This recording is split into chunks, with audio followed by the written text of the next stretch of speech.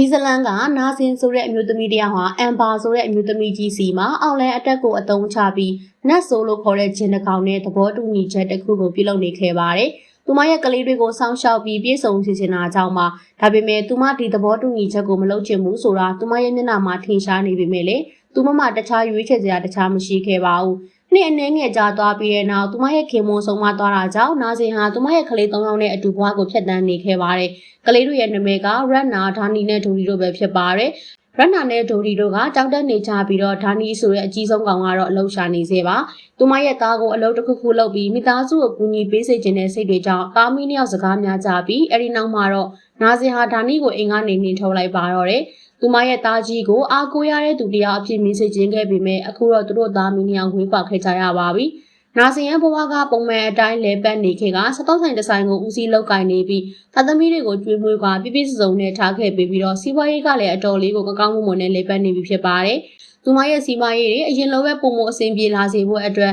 ဂျင်ကိုဆက်လက်မီးကိုညှို့ပြီးတော့ပူစော်ဖို့တင်ထားပေးလိုက်ပါတယ်။တစ်ဖက်မှာလည်းရွှေရောက်လာပြီးဖြစ်တဲ့သမီးဖြစ်သူဟာချစ်သူကြီးစားတွေရပြီးတော့အချို့တွေလည်းပြောင်းနေပြီဖြစ်ပါတယ်။သို့ပေမဲ့လည်းအကြီးဆုံးကိုကြီးဟာဆိုရင်သူ့ရဲ့ခြေထောက်ပေါ်မှာသူရက်တည်နေနိုင်ပြီလည်းဖြစ်ပါတယ်။အလက်မကသူ့ရဲ့ရီစာနဲ့ဖုန်းပြောနေချိန်မှာပဲမောင်လေးဖြစ်သူကရေးစားလာတာကြောင့်အောက်ထပ်ကိုတယောက်တည်းဆင်းသွားချိန်မှာအိမ်ထဲမှာလှည့်လည်သွားလာနေတဲ့မှောင်မိုက်တဲ့အရေးတစ်ခုကိုမြင်လိုက်ရပါတယ်။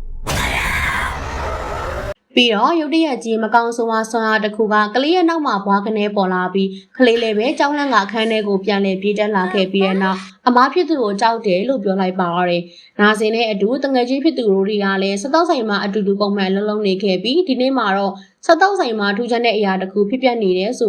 ာဆိုင်ရှိရဖြစ်သွားတဲ့လူတွေရဲ့အပြုအမူတွေကြောင့်နာစင်ကသတိထားလာမိတဲ့အခါရိုဒီယာကလည်းသူ့ရဲ့အသီးမိတ်ဆွေတယောက်ကိုအတင်းဆွဲခေါ်ကထမင်းပွဲကိုအတင်းဝယ်ခိုင်းလိုက်ပေမဲ့လေထိုလူကဆိုင်ပြင်မှာညစ်ပတ်နေလို့တန်ရှင်းရေးလုပ်ဖို့ပြောတာကြောင့်ရိုဒီယာလည်းသူပြောတာနားမလည်ဘူးဖြစ်ခဲ့ရပါသေးတယ်ခဏအကြာမှာတော့ထိုလူကဒေါသတွေထွက်ပြီးထမင်းထုတ်ကိုပြန်ပေးလာခဲ့ပါတယ်ချက်ထားတဲ့ထမင်းဟင်းတွေအကုန်ပို့သုံးနေခဲ့တာကိုသူမတို့နှစ်ယောက်လုံးအံ့ဩစွာမြင်သွားကြရပြီးအကုန်နှုတ်ပြလိုက်ရပါတော့တယ်ပြီးတော့နာဆင်ကမိငိမ့်သွားတဲ့စီကရက်ကိုမြင်လိုက်ရတဲ့အခါသူမဟာဂျင်းကိုကန့်လန့်ချက်တွေကမအောင်မြင်ခဲ့ဘူးဆိုတာကိုသဘောပေါက်လိုက်ပါတော့တယ်အဲဒါကြောင့်ပဲဒီအရာအလုံးဟာရှုပ်ထွေးမှုတွေစတင်လာပါတော့တယ်။နာဇင်နဲ့အတူရိုရီယာတို့ကသူမတို့အစီအရင်လုပ်ပေးခဲ့တဲ့အမ်ဘာရဲ့အိမ်ကိုလာခဲ့ကြပြီးအမ်ဘာရဲ့အိမ်ကိုရောက်တဲ့အခါမှာတော့အမ်ဘာဟာမင်းညတွေကတည်ဆုံသွားခဲ့ပြီဖြစ်ပြီးဒါရီမကသေးပါဘူး။အမ်ဘာရဲ့အလောင်းကြီးနားမှာအန်အောစွာငြိမ်ကြီးနေတဲ့သူမကိုရုတ်တရက်ကြီးမျက်စိတွေပွင့်လာပြီးတော့မသေးသေးဘူးအထင်နဲ့အော်ခေါ်ကြည့်နေတော့မှသူမရဲ့မျက်နှာပေါ်ကိုအိမ်မဲရောက်အရည်တွေနဲ့မှုတ်ထုတ်လိုက်တဲ့အခါသူမလည်းလန့်ပြီးအော်ကတခြားသူတွေပါရောက်ရှိလာကြပြီးသူမလည်းလန့်ပြီးတော့မျက်နှာတွေတက်လိုက်ရပါတယ်။အိမ်ထဲမှာတော့တားငယ်လေးကတယောက်တည်းတရေကထိုင်ကြည့်နေတော့တကားခောက်တံကိုကြားလို့ထားဖွင့်တဲ့အခါကလေးကချော်လဲသွားခဲ့ပါတယ်။အိမ်ထဲကိုဝင်လာခဲ့တဲ့သူကတရေမကြီးတကောင်အဖြစ်ကလေးဟာမြင်လိုက်ရပြီးသူ့ရဲ့မျက်မှန်လေးကိုပြန်ကောက်တက်ပြီးကြည့်တဲ့အခါမှသာတရေဟုတ်မနေပဲသူတို့ရဲ့အမေဝင်လာတယ်ဆိုတာသိလိုက်ရလို့အမေလို့အခေါ်နေပေမဲ့သူမဟာကြက်တိတိတဲ့မျက်နှာထားကြီးနဲ့ပဲအိမ်ထဲကိုဝင်လာခဲ့လို့ကလေးကပဲတကားပြန်ပေးခဲ့ရပါတယ်။ကလေးပေါ်မှာထိုင်နေတဲ့အမေဖြစ်သူကိုကလေးကခေါ်ကြည့်နေပေမဲ့တုတ်ပြင်းမှုဘာမှမကြားရတာကြောင့်အခန်းထဲကိုလှည့်လှည့်ကြည့်နေတော့မှတကားပိတ်ထားလိုက်ဆိုတဲ့အတန်ကြီးနဲ့အတူအနီးကမျက်နှာကြီးကြောင့်ကလေးလဲလန့်ပြီးသူ့ရဲ့အမစီကိုအပြေးလာပြောလိုက်ပါတယ်။ထိုအချိန်မှာပဲရီစာနဲ့ဖုန်းပြောနေရင်အချိန်ပြတ်သွားတဲ့အမဖြစ်သူကကလေးကိုစူနေချိန်မှာတကားခောက်တန်ကနောက်ထပ်တစ်ချိန်ကြားရတော့ကလေးဟာကြောက်ပြီးတော့အမဖြစ်သူရဲ့နောက်ကပဲလိုက်လာခဲ့ပါတယ်။တကားကိုဖွင့်ပေးလိုက်တဲ့အခါမှသာအမေဖြစ်သူနဲ့အတူတငယ်ချင်းကအခုမှပြန်လည်ရောက်ရှိလာကြတာပဲဖြစ်ပါတယ်။အဲ့ရပေါ်မှာတော့နာစင်တယောက်ကြောင်ကြမ်းတွေဖြစ်ပြီးအဲ့ရကနေနိုးထားလာခဲ့တဲ့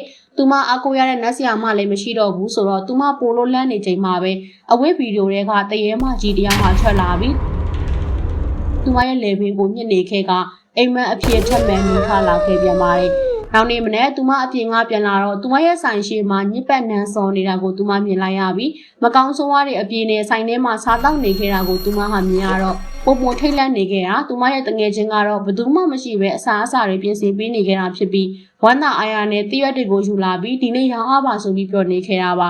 ဒီလိုမကောင်းတဲ့အခြေအနေတွေကိုသူမလည်းရိမ့်မိလာတော့နတ်ဆရာတဦးစီကိုထပ်မံရောက်လာပြီးသူမရဲ့အဖြစ်အပျက်တွေကိုပြပြကကြည့်ခိုင်းလိုက်တဲ့အခါမှာတော့သူမရဲ့ကိုယ်ကမကောင်းဆုံးအချင်းကရောက်လာပြီး နေဝင်မရှုံးနေတော့လို့ဆိုကနတ်ဆရာကြီးတောင်ပါဇက်ကသွေးတွေကြားတဲ့အထီကိုအတင်းနှိထုတ်ခံလိုက်ရပါတယ်နတ်ဆရာကြီးကမင်းကဂျင်းနဲ့အပေးယူလုပ်ခဲ့တယ်သူရဲ့နာမည်ကနယိုင်ဝင်ကြီးသူမဟာညံများတဲ့ဂျင်းတစ်ခေါင်းပဲသူ့ကိုပူဇော်နေကြအတိုင်းပြက်ကတ်ခဲ့လို့မင်းရောမိမိသားစုပါဒုက္ခပေးတော့မယ်အရန်နောက်မချခင်သူ့ကိုမင်းကိုယ်တွေကထုတ်မှရမယ်အဲ့ဒီအတွက်လည်းမင်းရဲ့ကိုယ်တွေကိုထည့်ပေးခဲ့တဲ့သူစီကိုပြန်သွားရမယ်မဟုတ်ရင်ပိုးစွမ်းအားကြီးတဲ့သူမှရလိမ့်မယ်လို့ထိတ်လန့်တကြားပြောကမောင်းထုတ်လိုက်ပါတယ်နောက်ထပ်နတ်ဆရာတဦးရဲ့အိမ်ကိုသူမဟာရောက်လာပြန်ပါတယ်သူမရဲ့တငယ်ချင်းကိုအိမ်ရှင်းမှာနေခိုင်းခဲ့ပြီးသူမတယောက်တည်းဝင်လာတဲ့အခါမကောင်းဆိုကအရေးကြီးတကူကသူမအနောက်ကနေရောက်လာပြီးသူမဟာလက်မေ့လဲသွားခဲ့ပါတယ်။တစ်ဖက်မှာလည်းသမီးငယ်ဟာရီစာဖြစ်သူရဲ့အိမ်ကိုအလဲလိုက်လာခဲ့ပြီးတဲ့နောက်သူမရီစာဟာကိုထိလက်ရောက်စော်ကားခြင်းကိုခံရတော့မဲ့အချိန်မှာပဲသူမဟာထွက်ပြေးလာနိုင်ခဲ့ပါတယ်။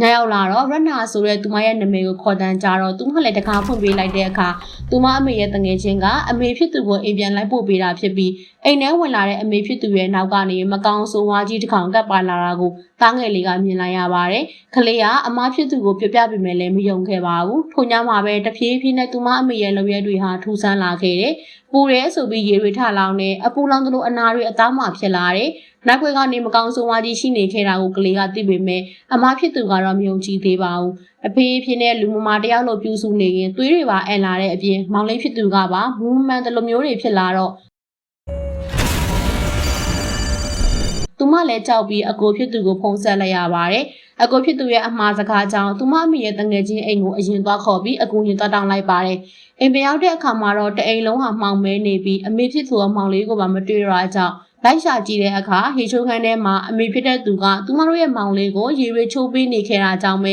ချုံမော့ခါပြန်ခေါ်ခဲ့ရပါတယ်။မိုးလင်းလာတော့မှမောင်နှမတွေစကားပြောကြရင်မိသားစုကိုနောက်တစ်ခါမထားမသွားတော့ပါဘူးလို့အကိုကြီးကဂတိပေးကစားစရာတွေဝယ်ဖို့ထွက်သွားခဲ့ပါတယ်။နာရရဲ့ရီစာကအရင်ထိလိုက်လာပြီးသူမကိုစိတ်ဆိုးပြေဖို့လာချော်နေပေမဲ့ကိုကျင့်တရားမကောင်းတဲ့သူနဲ့ထပ်မပတ်သက်တော့ဘူးလို့သူမဟာညင်းနေပေမဲ့စိုးအတင်းတွေလုံးနေချိန်မှာပဲအကိုဖြစ်သူကပြန်လဲရောက်လာပြီးဆွဲထုတ်ကမောင်းထုတ်လိုက်ပြီးညီမဖြစ်သူကိုကောက်ခွဲပေးလိုက်ပါတယ်အမေဖြစ်သူကလည်းတတိပြောင်းဝင်လာတော့ကလေးတွေအဖေဆုံးပြီးတဲ့နောက်ကလေး2ယောက်နဲ့ဖိုက်တလုံးကိုသူမယုံကန်မှုမကောင်းတဲ့အစီရင်ဖြစ်တဲ့ခြင်းကိုသူမရဲ့ခန္ဓာကိုယ်ရဲ့ထဲ့မွေးကသူမစီမရေးတွေကောင်းလာပြီးတသမီးတွေကိုအောင်မြင်တိုးတက်တာမြင်ခွင့်ရဖို့သူမလုံးမိခဲ့ရဲ့အရာကအခုသူမကိုဒုက္ခပေးနေပြီဆိုတဲ့အကြောင်းကိုဖွင့်ဟောင်းဝန်ခံလိုက်တဲ့အခါကလေးတွေကအမေဖြစ်သူရဲ့စေတနာတွေကိုမြင်ပြီးဝမ်းနည်းကုန်ကြတဲ့အချိန်မှာပဲအငယ်ဆုံးလေးကအခန်းတကားပွင့်လာတာကိုကြည့်မိသွားပြီးထိုနေရာကနေတရေမဝင်လာတာကိုမြင်လိုက်ရတာကြောင့်အကိုနဲ့အမကိုပြပြလိုက်တဲ့အခါအကိုကြီးကအခန်းပြင်ကိုထွက်ကြည့်ချိန်မှာပဲအခန်းတကားကြီးကဖွင့်မရအောင်ပိတ်သွားခဲ့လို့သူတို့အမေဟာလည်းမကောင်းဆိုးဝါးအသွင်ပြန်လေပြောင်းလာခဲ့ပါတော့တယ်။နတ်ဆိုပူးနေတဲ့နာဆင်ဟာတသမီးတွေကိုပါစတင်တိုက်ခိုက်ပါတော့တယ်။သမီးလက်ကိုလည်းသူမရဲ့တိုက်ခိုက်မှုကြောင့်ခြေထောက်မှမှန်ကွဲစားတွေထိမှန်ပြီးဒဏ်ရာရခဲ့ပါတယ်။အကြီးဆုံးသားကအင်းနီနာချင်းတွေနဲ့အတူဘာသာရေးဆရာကိုခေါ်လာပြီးကျမ်းစာတွေရွတ်ဖတ်ခိုင်းပေမဲ့နတ်ဆိုရဲ့ဆွမ်းအားကြီးမားမှုတွေကြောင့်ဘာသာရေးဆရာတော်တက်ဖြတ်ခြင်းခံလိုက်ရပါတယ်။ဒီလိုအခြေအနေတွေပုံမဆိုးရလာတဲ့အခါမှာသူတို့အမေရဲ့တငယ်ချင်းဖြစ်သူအန်တီရိုဒီပေးခဲ့တဲ့လိပ်စာအတိုင်းဘာသာရေးကောင်းဆောင်ကြီးနောက်တစ်ယောက်စီကိုတွားရောက်ရှာဖွေခဲ့ပါတယ်။ဘာသာရေးဆရာကြီးကဒီနတ်ဆိုးကိုနှင်ထုတ်ဖို့အတွက်ဒန်နီကိုအလွန်ခက်ခဲတဲ့တာဝန်တစ်ခုပေးလိုက်ပါတယ်။အဲ့ဒါကတော့သူတို့အမေကိုအစီရင်လုပ်ပေးခဲ့တဲ့နတ်ဆိုးဆရာမကြီးအန်ပိုင်မြုပ်ထားခဲ့တဲ့တင်ချိုင်းမြေနဲ့အုံးမေပေါ်မှာတလုံးနဲ့သာကျန်ခဲ့တဲ့အုံရီကိုယူဆောင်လာဖို့ဆိုတဲ့တာဝန်ပေးအပ်လိုက်ပါတယ်။တာအကြီးဖြစ်သူဟာတင်ချိုင်းမြေကိုသွားယူတဲ့အခါမှာတော့နောက်ထပ်သစေတရေတွေရဲ့ဝန်းရပိတ်ဆို့မှုတွေကိုခံလိုက်ရပါတယ်။ဒါပေမဲ့လည်းဘာသာရေးဆရာကြီးပြလိုက်တဲ့ဂါထာမဏ္ဍန်တွေကိုရွတ်ဖတ်ပြီးတင်ချိုင်းမြေပေါ်ကိုလောင်ချလိုက်တဲ့အခါမှာတော့တရေသက်စီတွေအကုန်ဒီပါပြတ်ခွဲသွားပြီးသူလိုအပ်တဲ့ပစ္စည်းကိုရအောင်ယူလာနိုင်ခဲ့ပါတယ်